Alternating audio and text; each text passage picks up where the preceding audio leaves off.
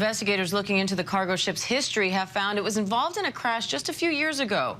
ABC News Live anchor Terry Moran has those details. This is the moment that the 95,000-ton cargo ship, the Dolly, was getting perilously close to Baltimore's Francis Scott Key Bridge. You can see the power flicker on and off seconds before disaster.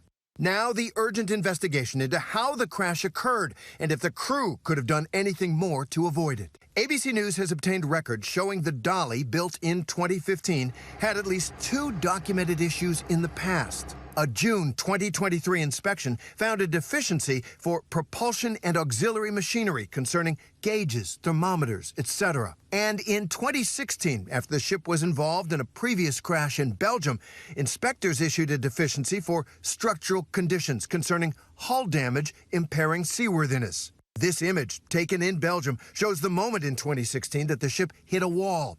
As for the Baltimore Bridge, that 1.6-mile-long span opened in 1977.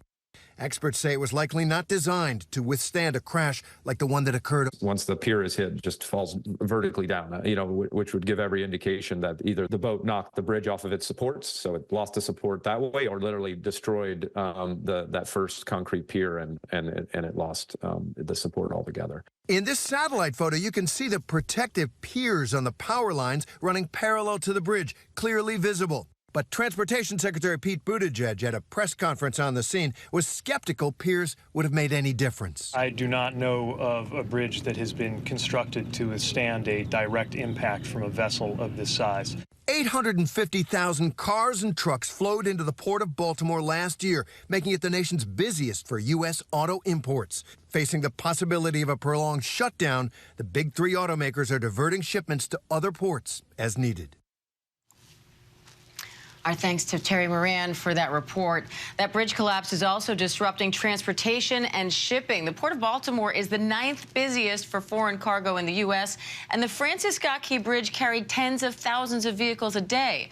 So what does this all mean for the economy? Business reporter Alexis Christoforous joins me now for more on that. Alexis, Baltimore Harbor is expected to be closed for at least a few days, if not longer. How significant is that? I think it all depends on how long it stays closed, Diane. As we've been hearing, this is a very significant port to the U.S. economy and to the economies abroad because it is the largest entry point in the U.S. for foreign cars and trucks. Also farm equipment, large tractors, trailers, those sorts of things coming through. But in addition to that, you've also got coal. It is the 2nd largest hub in the country where coal is then exported to places abroad like India, China, Europe, and also a big importer of raw sugar. So all of those items will now have to find other ways through the country. We're expecting ports in New York and New Jersey to take the brunt of that extra traffic, but there are also nearby ports in Norfolk, Virginia, and in South Carolina that will also have to pick up some of that slack. Now, that said, Moody's Analytics tells ABC News that this collapse won't have a long-term meaningful impact on the U.S. economy, but it could have some serious short-term impacts. Can you explain that? For sure. Well, they're also not forecasting a recession for the city of Baltimore, but the ramifications can be severe. Again, how long is this going to last? We're not expecting disruptions on the scale that we saw during the pandemic when,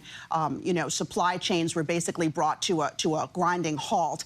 But this could have a long-lasting impact on the community, the people who depend on that port for jobs, the commuters who have to go over that bridge, which is now no longer there. So it could have a short-term impact, but if it goes on longer, could we know, it could boost inflation once again. We saw that happen during the pandemic, that these supply chain issues can force prices to move higher, which would be inflationary.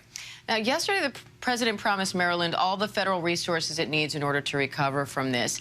Is there any sense of how much it will cost to rebuild this bridge and get the port back up and running? It's a big unknown. We can look to something similar that happened in Genoa, Italy back in 2018. It took them 2 years to get their bridge. It was a 4-lane bridge back up and running. I'm not saying that's how long it's going to take this bridge to get back up, but it's going to take significant spending. The president has said it will be federal spending. He's asking Congress to help, but we also know this is an election year. We'd like to think this would not become a political football, but there are lots of moving parts, and it could take years to get this bridge rebuilt. All right, Alexis, thank you.